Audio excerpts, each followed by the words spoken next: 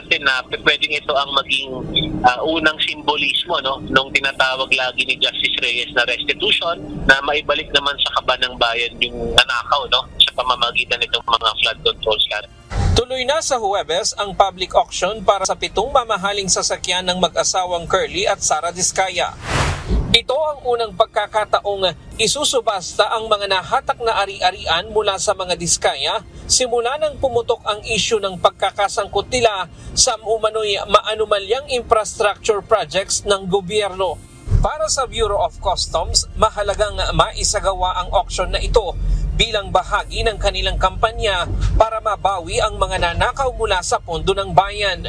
Hindi lamang ito simpleng auction, kaya natin ito tinatrato na talagang priority at dapat may full transparency. Kung kaya talagang tinibiyak natin sa publiko na ito ay may full coverage, ito ay live stream, merong free access ang media.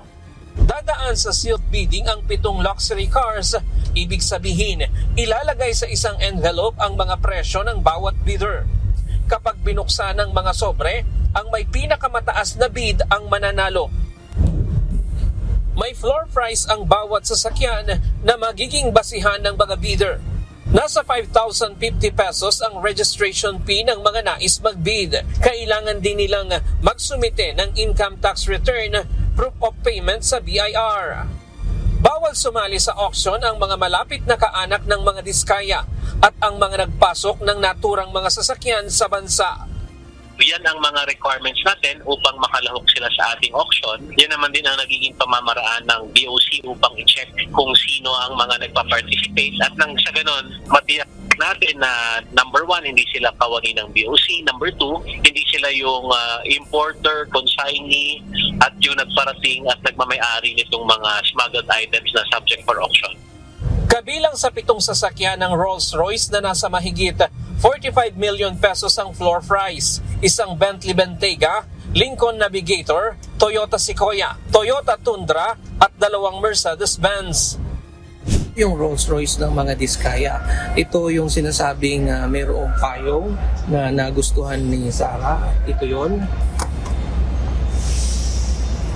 Nagkakahalaga ito ng $25,000 o mahigit 1 milyon. At meron din itong chip sa loob na maaaring gamitin sa mga payments. Sabi ng BOC, mayroon ng nagpatala na mga sasama sa bidding. Hanggang bukas na lamang ang public viewing para sa 7 luxury cars. 10:30 naman ng Huwebes, magsisimula ang bidding.